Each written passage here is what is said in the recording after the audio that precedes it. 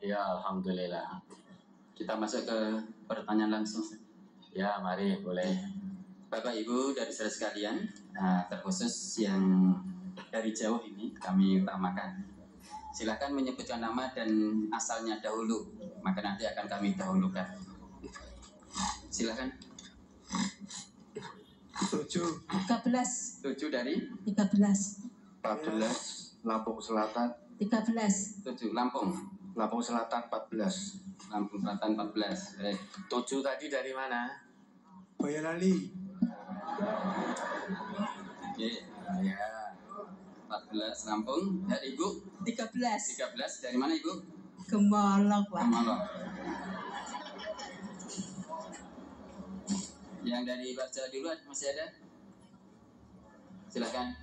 Kami Mari yang dari jauh-jauh ini. Ini bukan berarti yang Boyolali, Gemolong tidak boleh Ya. bertanya, boleh. Gitu. nanti setelah yang dari jauh. Baik. 5 Pak. 5 dari Boyolali. 5 Boyolali. Jadi sementara kami berikan ke nomor 14 dulu ya, yang dari Lampung. Dipersilahkan Bapak.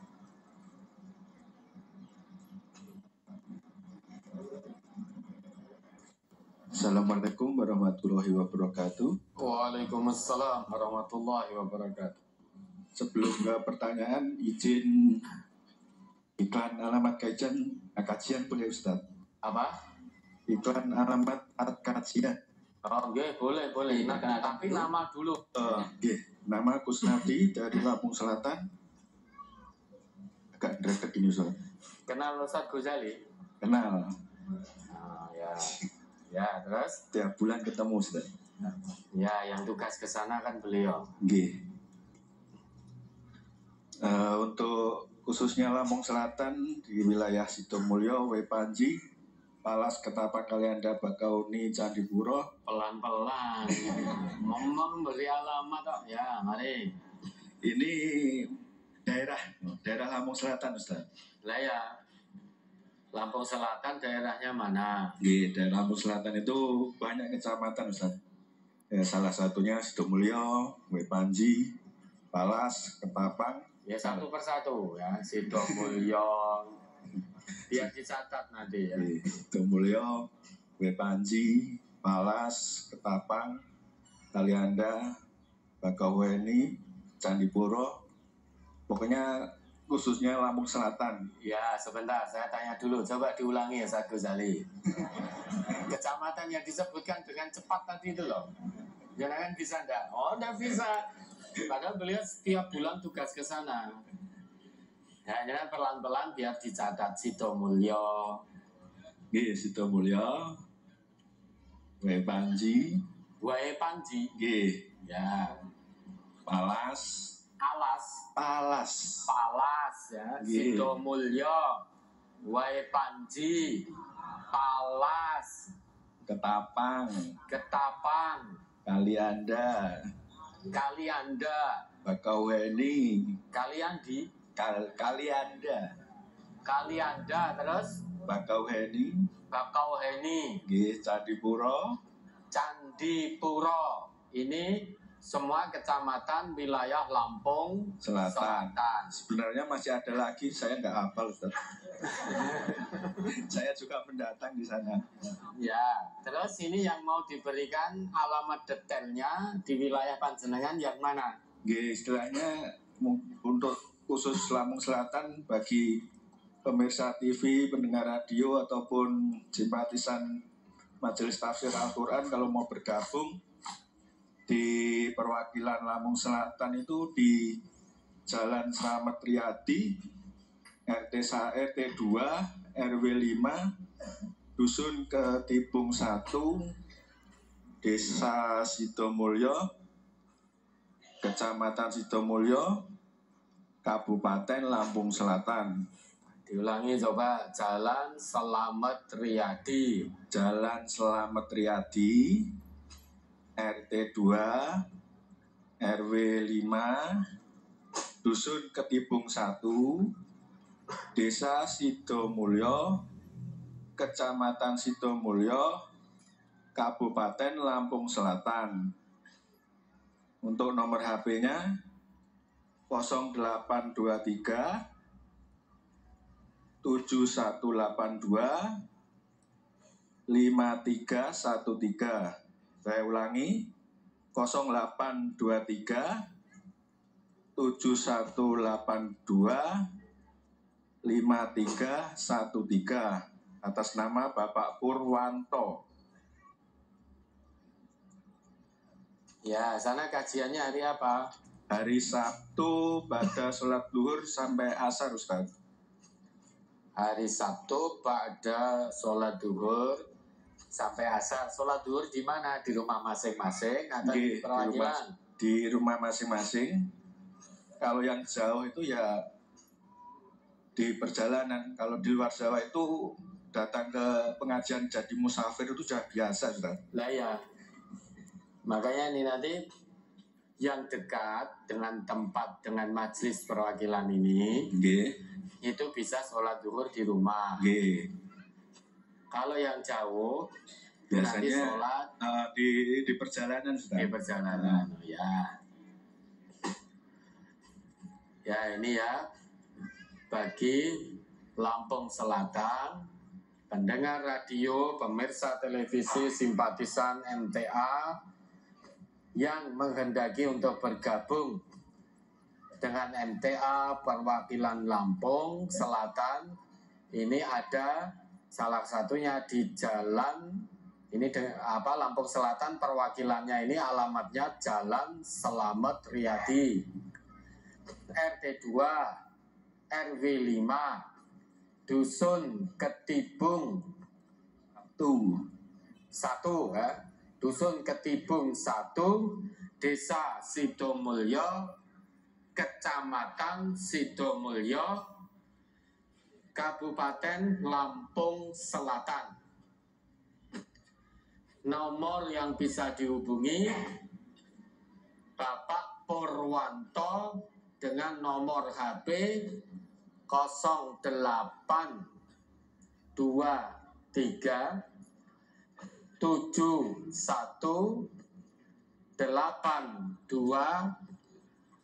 5313. Kajiannya insya Allah rutin istiqomah dilakukan Sabtu ba'da zuhur sampai asar.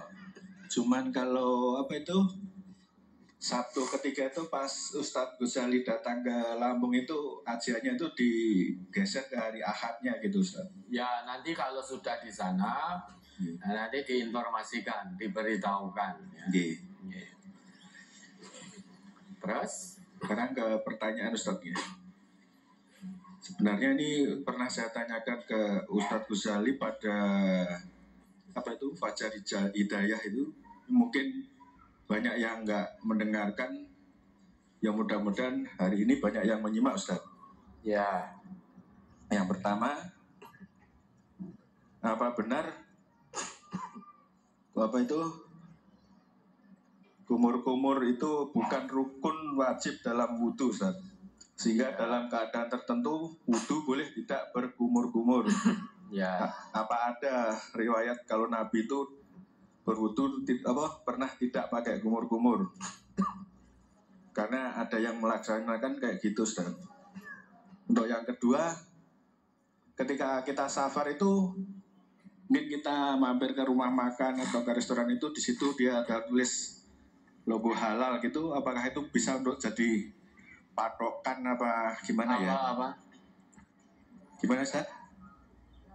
Logo halal gitu, Ustaz, di rumah logo makan. Halal. Ya.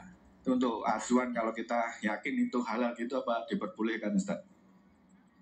Dan yang ketiga, mungkin sedikit masukan, apa emang mudah ada kita yang nggak tahu, untuk Sabang dan perwakilan mungkin seluruh Indonesia itu semua warganya yang punya usaha kuliner itu didata gitu, Ustaz. Jadi mungkin si A punya usaha sate, alamatnya di mana gitu. Jadi kalau kita mau, umpamanya kita ke Jawa Timur gitu, kita punya data, oh warga kita ada yang jualan di sini gitu. Jadi kita itu mau makan di tempat saudara itu kan lebih yakin gitu, Ustaz. Oke. Mungkin itu pertanyaan dari saya, Ustaz. Saya ucapkan terima kasih atas jawabannya. Akhir salam, assalamualaikum warahmatullahi wabarakatuh. Waalaikumsalam warahmatullahi wabarakatuh.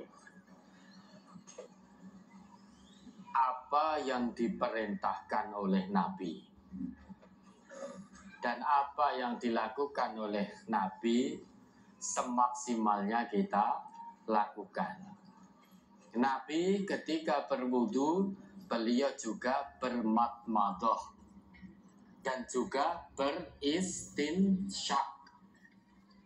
Beliau berkumur-kumur dan beristinsyak, yaitu memasukkan atau menghirup air ke hidung kemudian dihembuskan.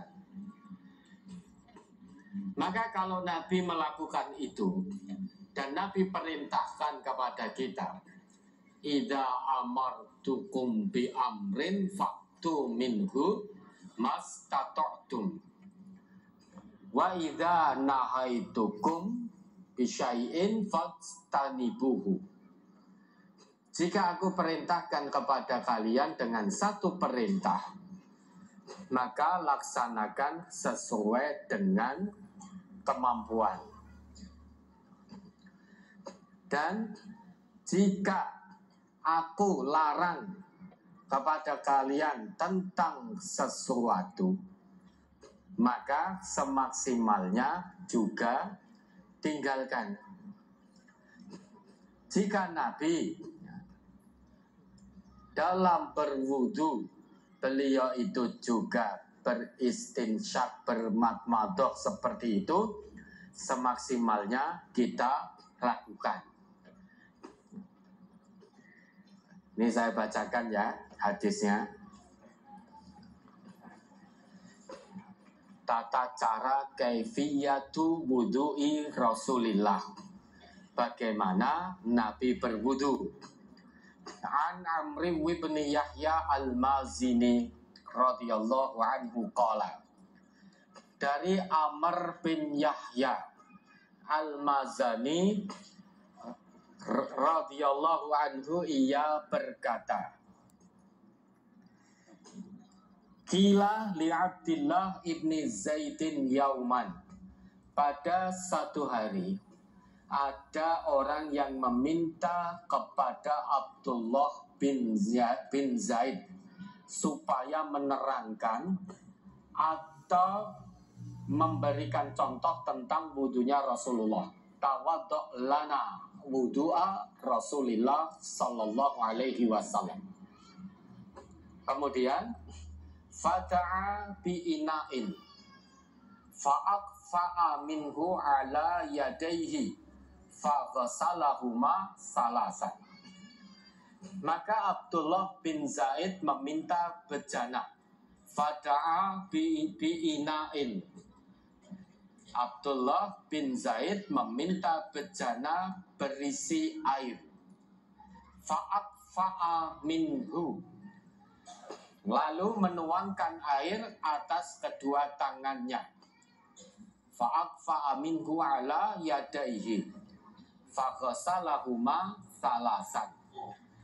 Kemudian beliau membasuh 3 kali.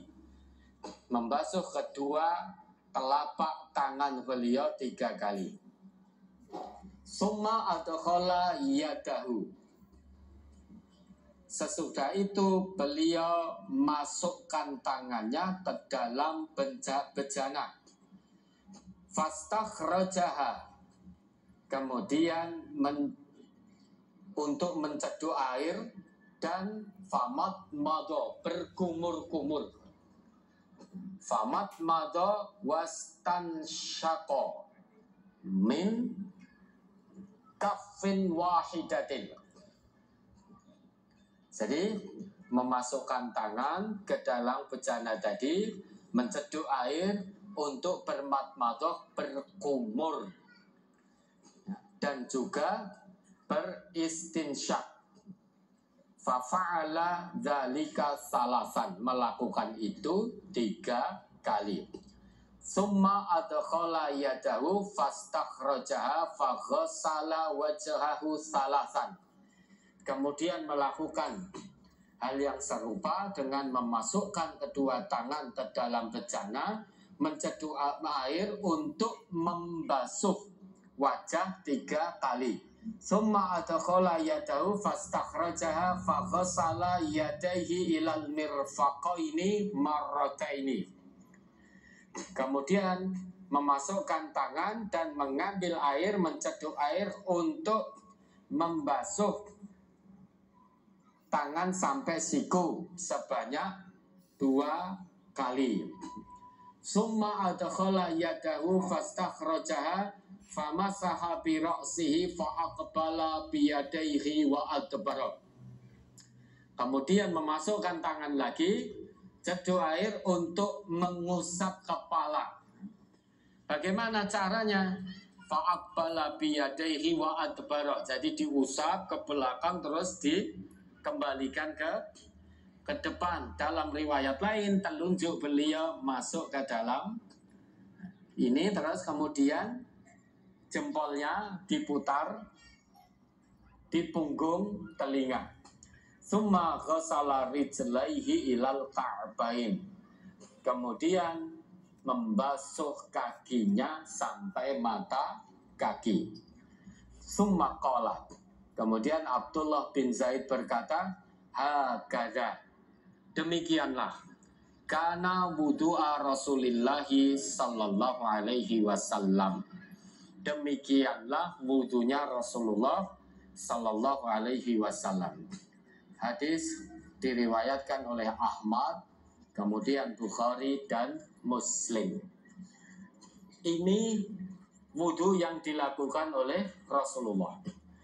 Maka semaksimalnya kita mengikuti apa yang dilakukan oleh Rasulullah, termasuk bermadmadah dan beristinsyaq.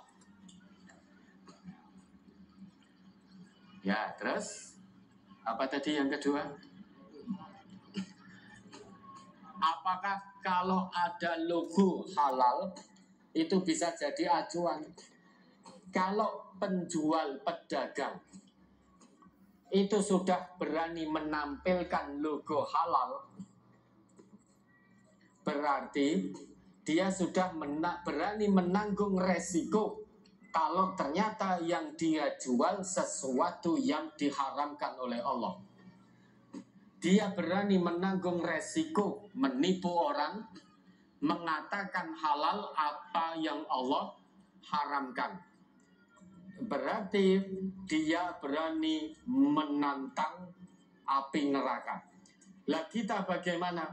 Kalau ada logo halal itu, meski sudah ada logo halal, kalau saudara masih ragu, alangkah baiknya ditanyakan kepada penjual dengan cara yang santun.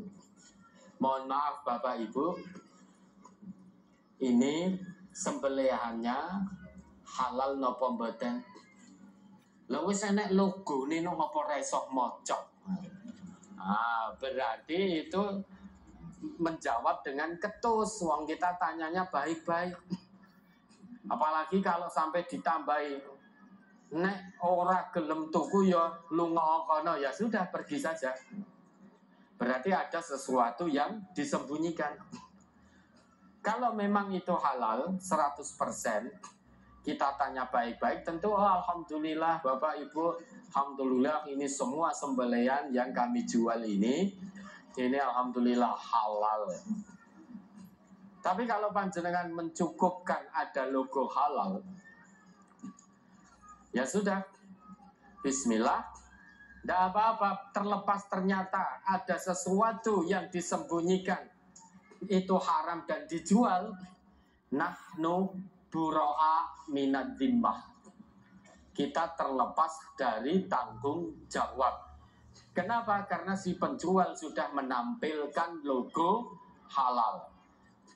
Bagi pembeli, kalau sudah ada logo halal yang ditampilkan, kita husnudon, yakin betul, prasangka baik bahwa semua sembelihan yang dijual di tempat itu itu halal. Karena sudah berani menampilkan logo halal. Terlepas ada yang haram disembunyikan, tapi berani menampilkan logo halal, kita sebagai pembeli itu berlepas dari tanggung jawab. Dosanya kembali kepada penjualnya itu sendiri. Kita yang makan tidak ada dosa insya Allah, karena dia sudah berani menampilkan logo halal. Itu yang kedua. Yang ketiga, insya Allah sudah dilakukan, mungkin saja belum lengkap. Maka terima kasih masukan dari Bapak.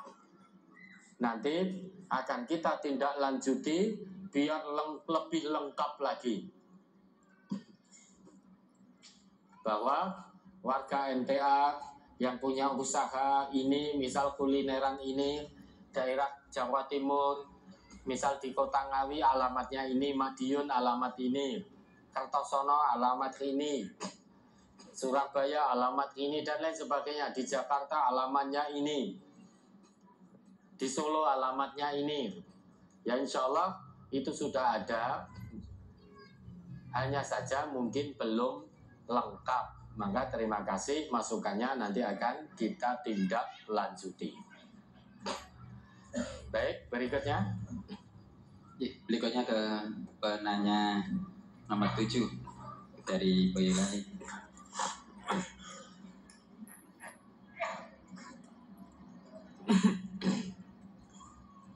Assalamualaikum warahmatullahi wabarakatuh. Waalaikumsalam warahmatullahi wabarakatuh. Perkenalkan, nama saya Dwi Marianto dari Klodran, Bangsalan Teras Belali, cabang Teras 2. Sebelumnya saya ucapkan taqabbalallahu minna wa minkum kepada Al-Ustaz, juga bagi semua warga NTA di seluruh dunia. Pertanyaan saya yang pertama, ini masalah zakat maltat.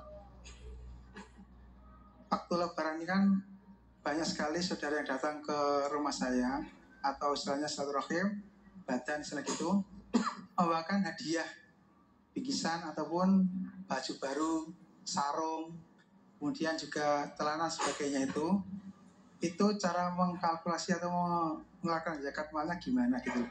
Karena ada sebagian yang baru, ada yang label harganya, dan juga ada yang tidak ada harganya. Kemudian ada juga saudara saya atau paman saya itu memastikan baju yang saya pakai masih bagus seperti ini juga. Nah ini tidak ada harganya kan, karena sudah dipakai juga beliau cuma 1 kali atau 2 kali, diberikan kepada saya. Maka saya, bagaimana cara saya mengeluarkan zakat malnya. Kemudian masalah terakhir, untuk masalah biasa kita tradisi Lebaran, kalau kita berkunjung ke tetangga kita, saya punya tetangga 3 atau 4 orang nenek-nenek, mungkin sudah tua juga. Kebetulan dari kecil saya sudah akrab dengan beliau, karena anaknya dan cucunya itu teman saya sekolah SD. Makanya waktu saya datang ke rumahnya itu, dari jauh sudah dipanggil, oleh Cah Bagus, moro ini, nanti gitu. Maka tidak langsung, saya otomatis langsung sungkeman dan menjabat tangan gitu. Jadi bagaimana hukumnya kalau kita berjabat tangan dengan seorang nenek? Nenek mungkin sudah menopause dan sebagainya.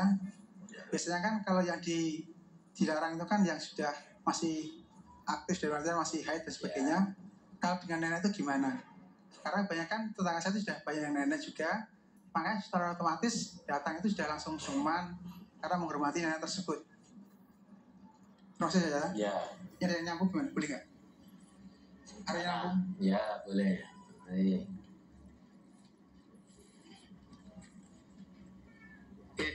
Bismillahirrahmanirrahim. Assalamualaikum warahmatullahi wabarakatuh. Waalaikumsalam warahmatullahi wabarakatuh. Sebelumnya saya ucapkan taqabbalallahu minna wa minkum kepada Ustadz dan saudara-saudara semua. Taqabbalallahu minna wa minkum. Mudah-mudahan puasa kita mencapai derajat yang tertinggi, yakni takwa di hadapan Allah Subhanahu wa taala. Amin. Pertama-tama insya Allah pertanyaan saya insya Allah bermutu, Ustadz. Oh ya. Diperkenalkan dulu. Nama saya Muhammad Nur Walid, pakai kol-kolah Muhammad. Oh ya, pakai Asal kol-kolan. dari cabang kerja 4 perwakilan Karanganyar, alhamdulillah jauh sekali. Ya, Kurang dan, lebih 1 jam Ustadz. dan nggak pernah leren ya, kerja terus ya. Oke, insya Allah. Karena itu suatu kewajiban juga Ustadz. Iya, betul. Alhamdulillah. Pertanyaan saya, mohon diterangkan Quran surat An-Nur ayat 26 Ustadz. Yang diterangkan oleh Allah Subhanahu wa taala bahwa orang yang baik itu jodohnya adalah orang yang baik pula. Dan insya Allah saya orang baik karena istri saya juga baik. Mudah-mudahan menjadi keluarga yang sakinah Amin. mawaddah warahmah. Mudah-mudahan ya. Nah, itu kalau diulas kelihatannya kok bertentangan dengan kisah Fir'aun dan Nabi Nuh itu Ustaz. Ya, Karena orang yang baik itu untuk orang yang baik. Kenapa kok anak Nabi Nuh itu diajak ayahnya untuk naik kapal kok tidak mau? Itu kan menentang. Terus istrinya Fir'aun itu kan solihah gitu Ustaz. Itu kenapa kok tidak mau, kok mau sama Fir'aun yang ngaku sebagai Tuhan itu? Kan bilangnya ana rabbukumul a'la. Itu kan ya. menyamai Allah, ibaratnya seperti itu. Mohon itu diterangkan. Quran surat An-Nur ayat 26 tersebut diterangkan dengan mendetail Ustaz, karena itu sebagai ganjalan saya dari dulu. Kok orang baik hanya untuk orang baik, kok itu ada kayak ada pertentangan gitu Ustaz. Mungkin cuma itu yang saya pertanyakan. Mudah-mudahan apa yang saya salah dari saya mohon maaf, dan kebenaran datang dari Allah Subhanahu wa taala. Khairukum man ta'allamal Qur'an wa 'allamahu.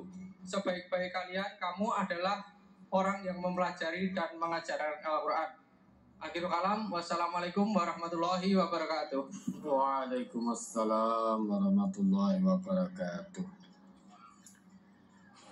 Dari Mas Dwi, menerima bingkisan lebaran, baju, sarung,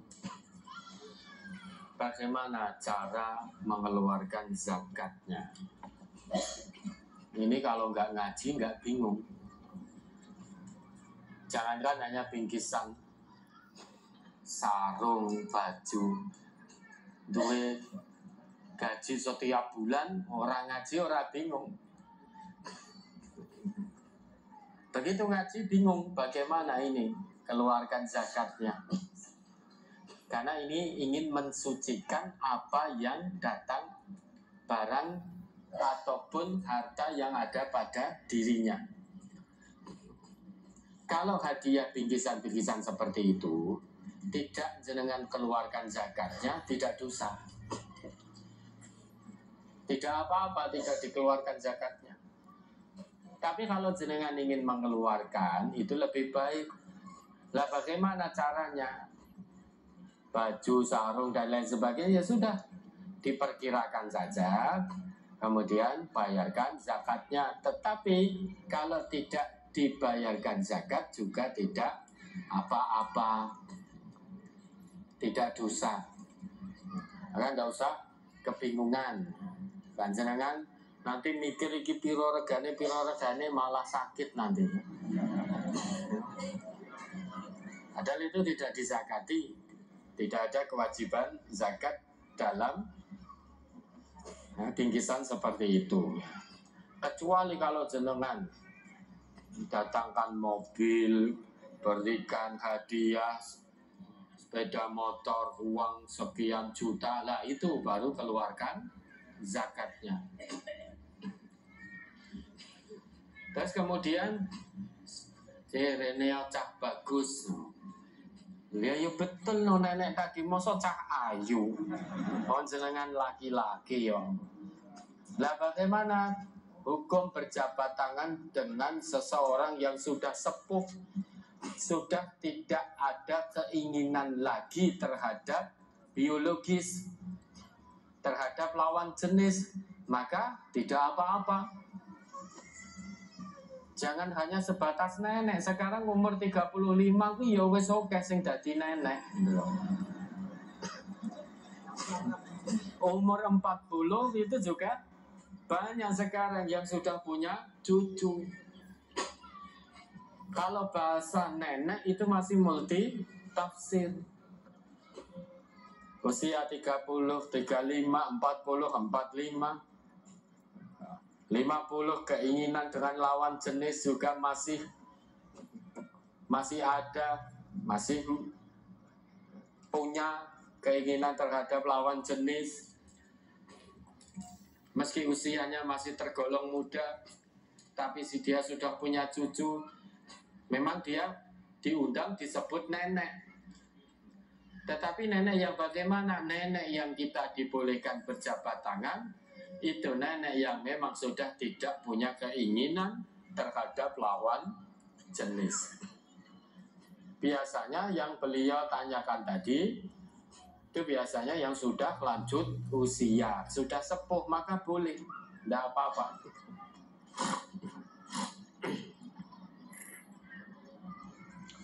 Terus kemudian dari Mas Walid,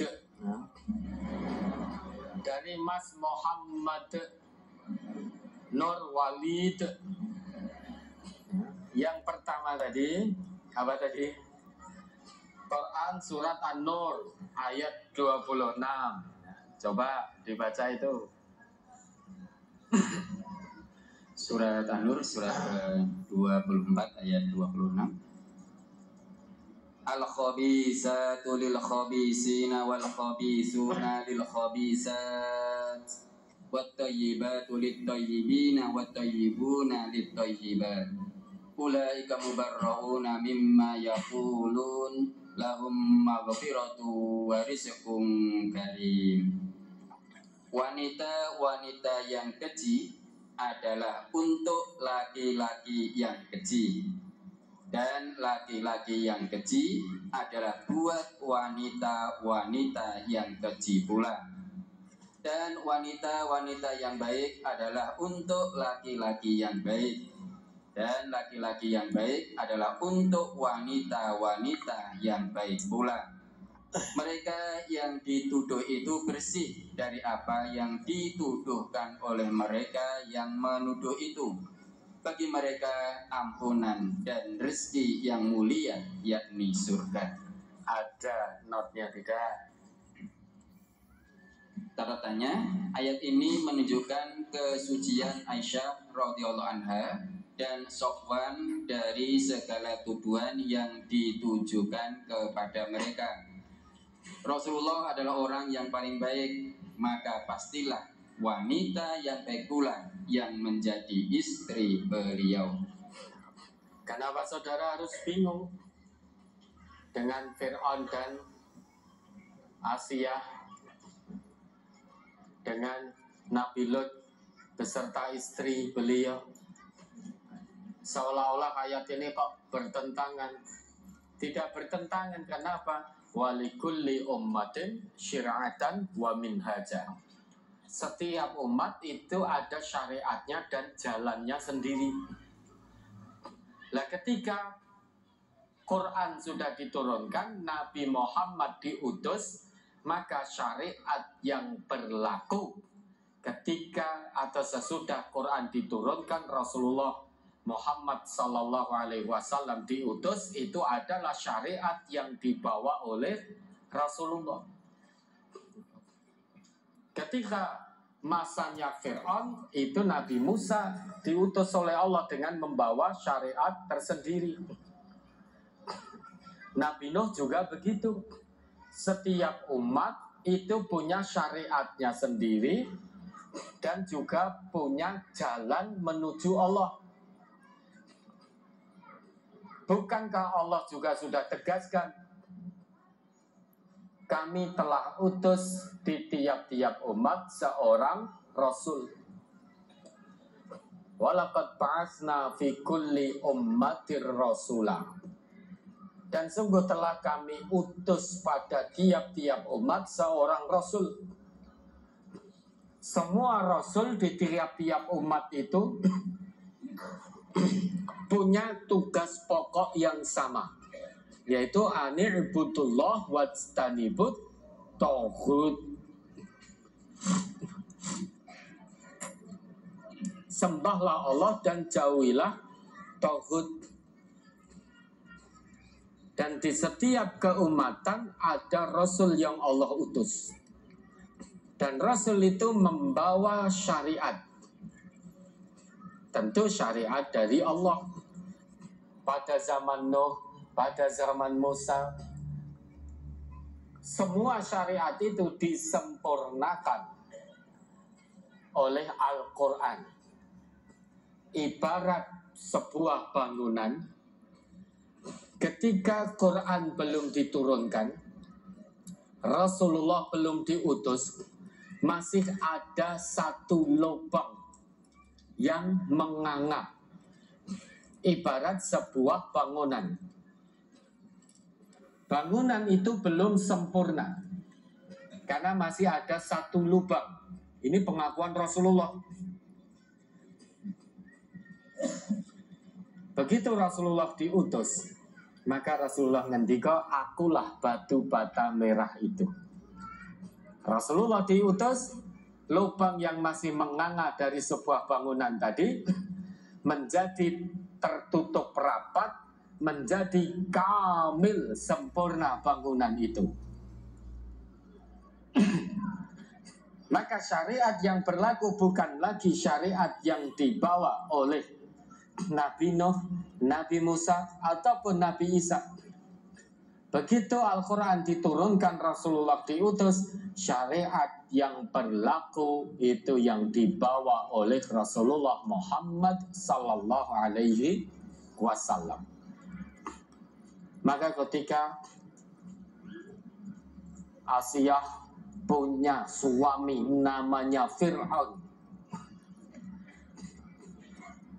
kalau kita melihat konteks syariah saat Quran diturunkan, jenengan akan kebingungan, kok bisa ya seorang wanita mukminah, muslimah bersuamikan Fir'aun, orang yang paling durhaka kepada Allah, bahkan sampai mengaku Tuhan.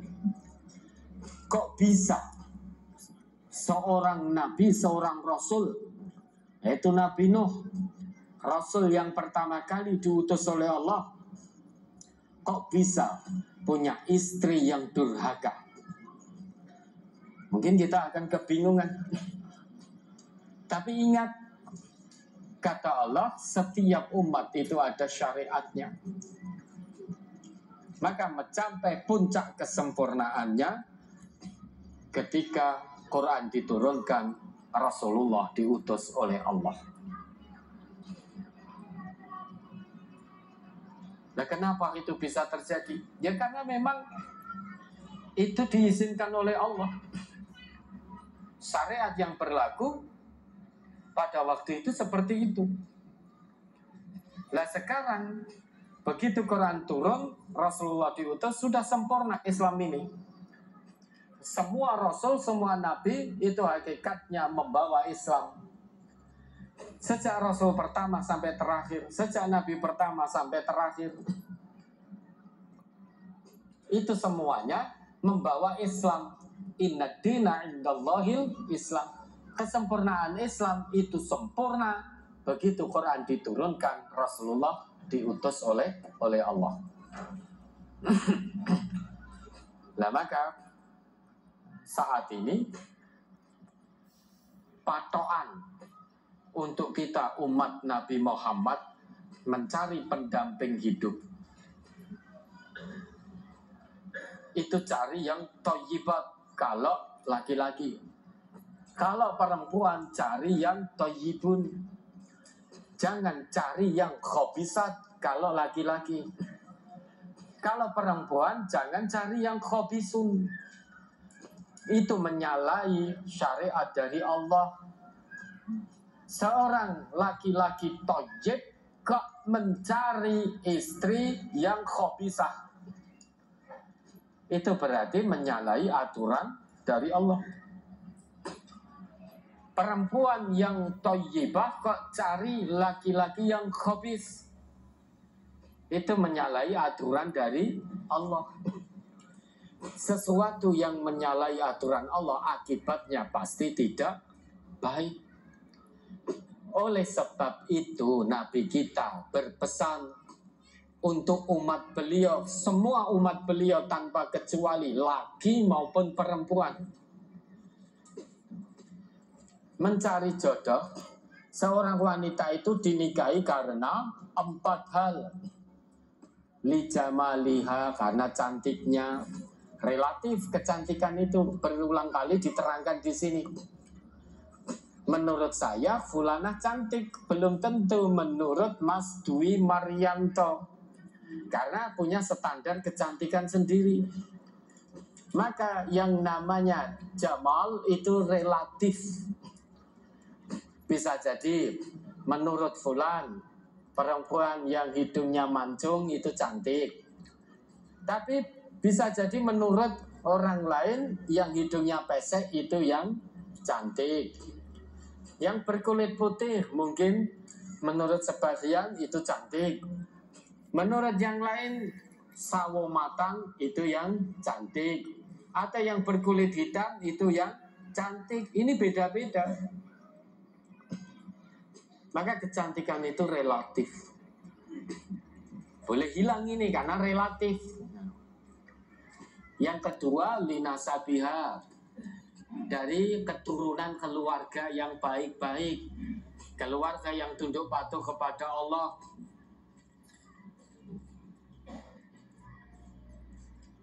Bisa jadi pula yang ketiganya, walimaliha, dari hartanya, anaknya orang yang kaya. Tetapi ini bukan patokan utama. Ini 3 hal ini boleh hilang. Yang keempat ini yang tidak boleh hilang dan harus dipegang teguh betul. Walidi niha, karena agamanya. Cantiknya relatif biasa, tapi dia taat betul kepada Allah. Bukan keluarga, bukan keturunan keluarga yang baik. Mungkin orang tuanya durhaka kepada Allah, tidak kenal Allah. Tetapi fulanahnya, anak gadisnya ini betul-betul qanitat, taat, tunduk patuh kepada Allah. Boleh dari keluarga yang tidak kenal Allah, tetapi anak gadisnya itu betul-betul taat kepada Allah. Kekayaan tidak ada, tetapi dia taat betul kepada Allah. Bukan anak orang kaya, anak orang fakir miskin, tapi Allah dijadikan yang utama. Harusnya itu yang kita jadikan pendamping hidup. Karena Nabi kita tutup pesan beliau, fatfar bidatid-din taribat yadak. Pegang teguh agamanya, maka kamu akan beruntung. Beruntung dunia dan akhirat. Keluarganya di dunia sakinah, mawaddah, warahmah. Karena sakinah, mawaddah, warahmah hanya bisa diwujudkan saat suami dan istri serta anggota keluarga semuanya tunduk patuh kepada Allah. Maka akan bisa sakinah, mawaddah, warahmah. Tenang dalam membina rumah tangga, damai dalam membina rumah tangga. Maka keberuntungan dunia pun sudah bisa dirasakan. Keluarganya menjadi sakinah, mawaddah, warahmah, tenang dalam menjalani rumah tangga, tenang dalam menjalani ujian, problematika kehidupan rumah tangga, tenang karena ada iman, ada kedekatan kepada Allah. Kenapa demikian? Karena baik agamanya. Belum lagi nanti kebahagiaan saat keluarga ini berjumpa dengan Allah. Dikumpulkan oleh Allah, lengkap anggota keluarganya dalam keridhaan Allah, dalam rahmat Allah, dalam surganya Allah. Dunia akhirat. Kalau hanya patokannya mung ayu tok, iki rasulati ora apa-apa, engko alon-alon sing penting ayu. Ayu winggo hilang, sudah tergerus oleh waktu kecantikan itu. Tergerus pula oleh zaman, oleh keadaan. Cantik itu bisa berubah dalam hitungan detik. Ayu, qadarullah. Allah uji terbakar wajahnya, apa ji ayu? Kalau patokannya itu kecantikan, ketampanan, itu hanya dari sisi luar saja, bisa hilang kapanpun itu.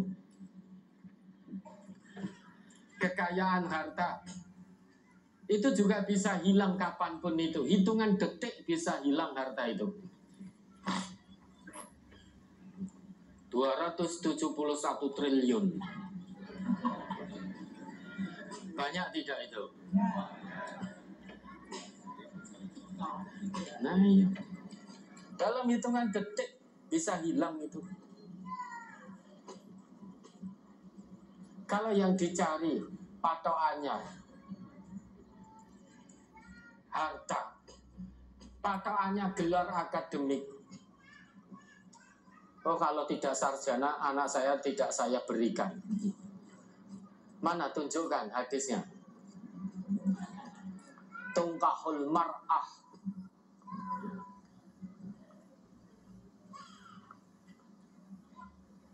Nikahi wanita itu karena gelar akademiknya. Apa ada itu? Tidak ada. Maka jangan berpikiran kolot, Bapak Ibu. Orang yang masih memikirkan mau ngepek mantu, nek sarjana, itu kolot pikiran jenengan. Tertinggal itu pikiran, bukan maju pikirannya, justru tertinggal itu pikirannya. Aku ora arep ngepek mantu, kecuali nek mantuku sugih, tertinggal pikiran jenengan. Karena jangan berpikir dengan hawa nafsu, bukan berpikir berdasar wahyu. Orang yang berpikir berdasar hawa nafsu tertinggal pola pikirnya. Romangsane dhewe maju toh pola pikirnya. Tetapi pola pikir yang menyalahi wahyu Al-Quran dan sunnah Rasulullah itu ternyata pola pikir jahiliyah. Pola pikir jahiliyah berarti pola pikir yang tertinggal. Rasulullah saja berikan pesan kepada kita, nikahi seorang perempuan itu pegang teguh agamanya, bukan pegang teguh kesarjanaannya, tapi pegang teguh agamanya. Serahkan anak gadisnya pada seorang laki-laki yang memegang teguh agamanya, bukan memegang teguh sarjananya. Kalau pola pikir kita sing penting, pokoknya anak wedokku arep tak keke wong lanang sing sarjana tur sugih. Ketahuilah pola pikir kita yang seperti itu bukan pola pikir maju. Justru itu pola pikir tertinggal. Zaman jahiliyah pola pikirnya sudah seperti itu. Sudah ketinggalan kita kalau masih punya pola pikir seperti itu. Dulu masyarakat jahiliyah pola pikirnya sudah seperti itu. Hanya akan menikahkan anak gadisnya dengan anak keturunan bangsawan, anak yang punya harta kekayaan.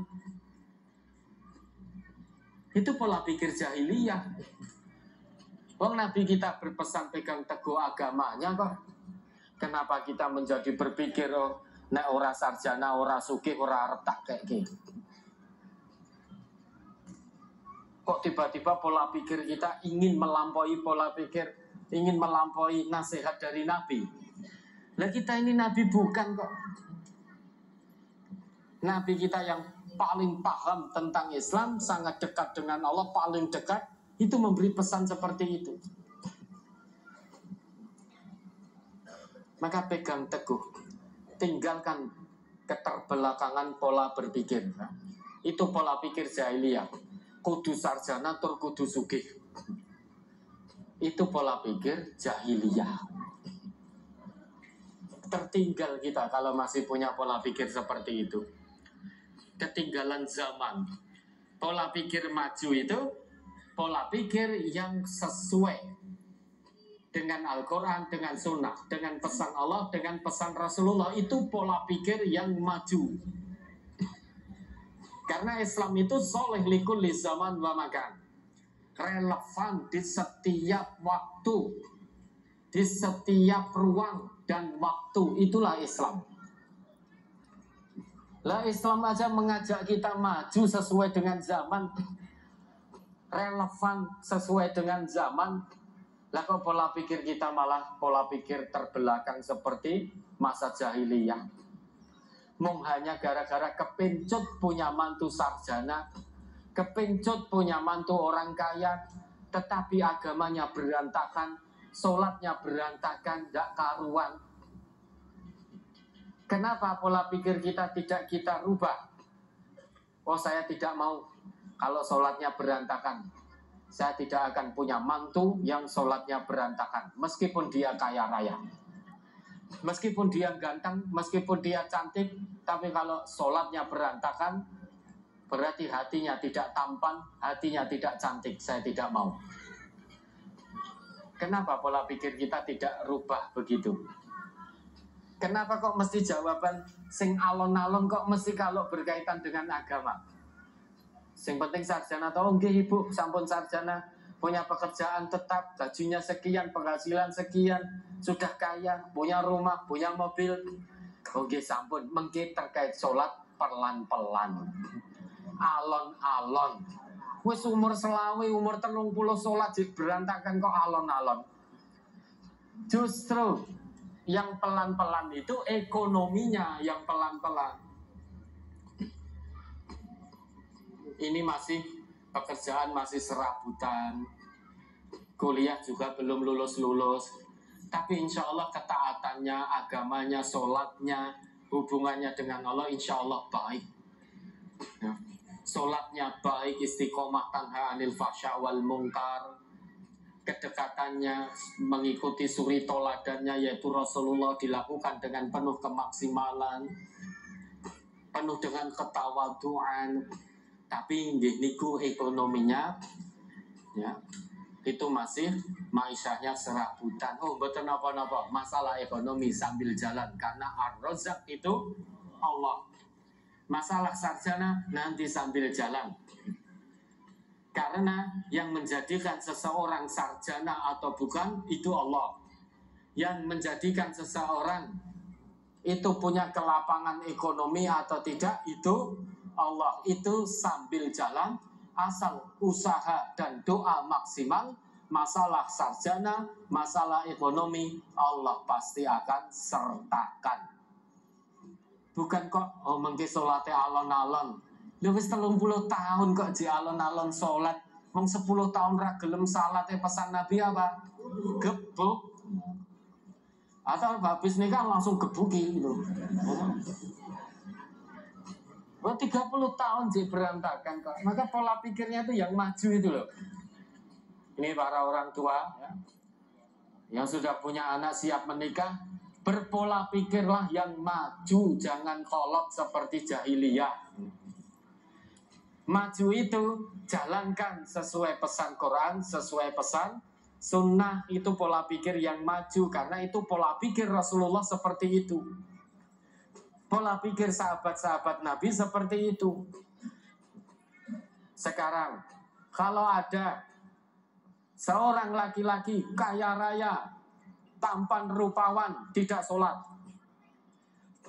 Yang satu ketampanannya biasa, tidak kaya, tapi sholatnya tertib tanha anil fahsya wal munkar. Jujur Bapak Ibu, mana yang akan jenengan pek mantu, yang nomor 1 atau nomor 2? Jujur, kalau pilihannya hanya 2 itu, jangan menawar pilihan yang ketiga, pilihannya hanya 2.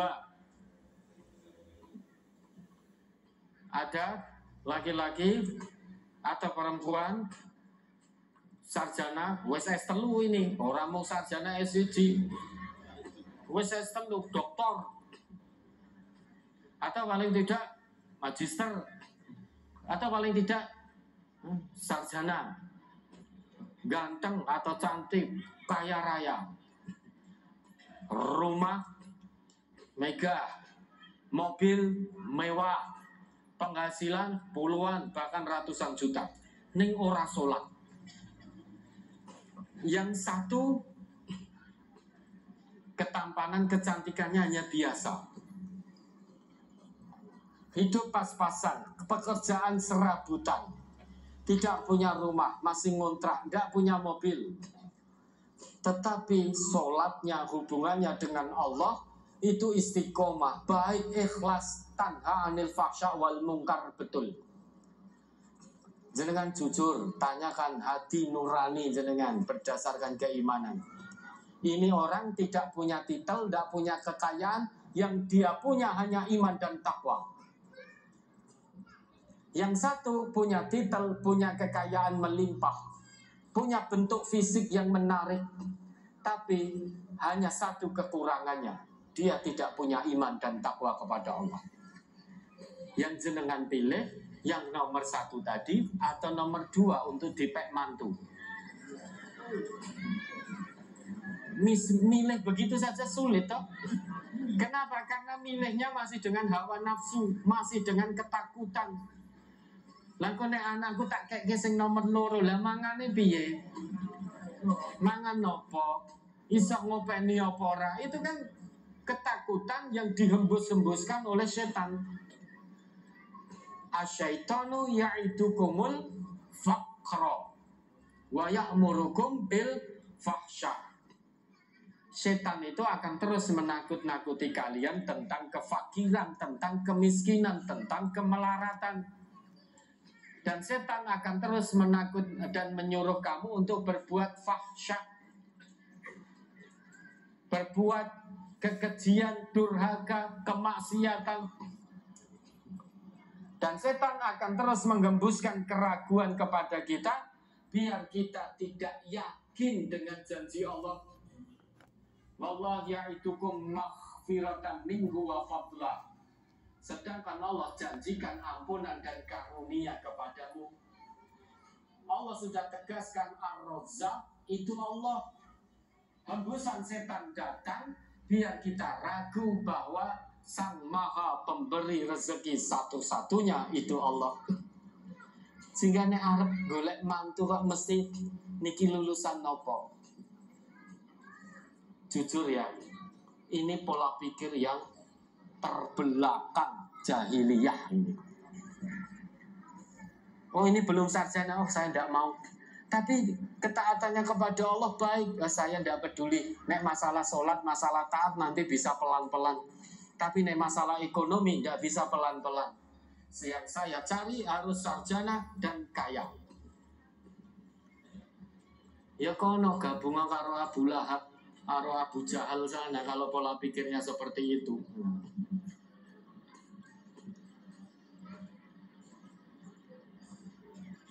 Pola pikir kita harus ikuti apa yang menjadi pesan Rasulullah. Bukan berarti tidak boleh mengusahakan yang cantik, keturunan keluarga baik, kemudian kaya. Tetapi kalau tidak ada, tiga hal ini boleh hilang. Yang jadi patokan utama itu yang keempat.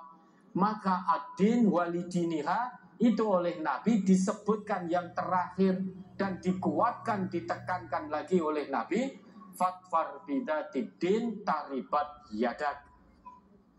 Ada penekanan, ada penguatan. Disebutkan terakhir oleh Rasulullah, biar yang membekas di benak seseorang itu yang terakhir itu. Jadi agamanya. Ayu tapi rasolat. Nggak mau saya, layan fak. Cantik tidak sholat, layan fak. La tanfak, kecantikannya layan fak. Ganteng tapi tidak sholat, layan fak. Maka jangan ambil sebagai mantu. Tidak bisa sholat pelan-pelan, itu tidak bisa. Dalam arti menjadikan orang istiqomah sudah 30 tahun, 25 tahun, sholat masih berantakan kok di Arab alon-alon. Padahal dia begitu menikahi putri bapak ibu, kewajiban dia selaku imam dalam rumah tangga. Ar-rijal qawwamuna 'alan nisa. Dia punya kewajiban qiwamatur rajul 'alal mar'ah, menjadi pemimpin terhadap istrinya. Bagaimana dia memimpin istrinya menuju jalan yang Allah ridhoi. Bagaimana dia membimbing istrinya, mengenalkan istrinya kepada kebenaran jalan Allah. Sedangkan dia sendiri jauh dari jalan yang Allah ridhoi. Sedangkan dia sendiri jauh dari keridhaan Allah karena tidak sholat. Masa iya jenengan tega menyerahkan anak gadis kepada laki-laki seperti itu? Bagaimana mungkin anak gadis panjenengan akan dituntun oleh suaminya menuju keridhaan Allah, menuju surganya Allah, sedang suaminya sendiri tidak tahu jalan menuju ridhonya Allah. Suaminya sendiri tidak tahu jalan menuju surganya Allah. Bagaimana mungkin akan menggandeng putri panjenengan menuju surganya Allah? Maka jangan sembrono menyerahkan anak gadis kepada seseorang yang tidak paham agama, yang tidak taat kepada Allah, hanya gara-gara dia sarjana dan punya kekayaan. Naudzubillah. Ya, maka begitu Quran diturunkan, Rasulullah diutus, kita mengikuti syariat yang dibawa oleh Rasulullah. Dari sini kita tidak bingung lagi, karena setiap umat ada syariatnya dan ada jalan metodenya yang Allah perintahkan, Allah tunjukkan untuk menuju Allah. Tapi yang jelas, semua nabi, semua rasul itu membawa Islam. Ya, ada lagi.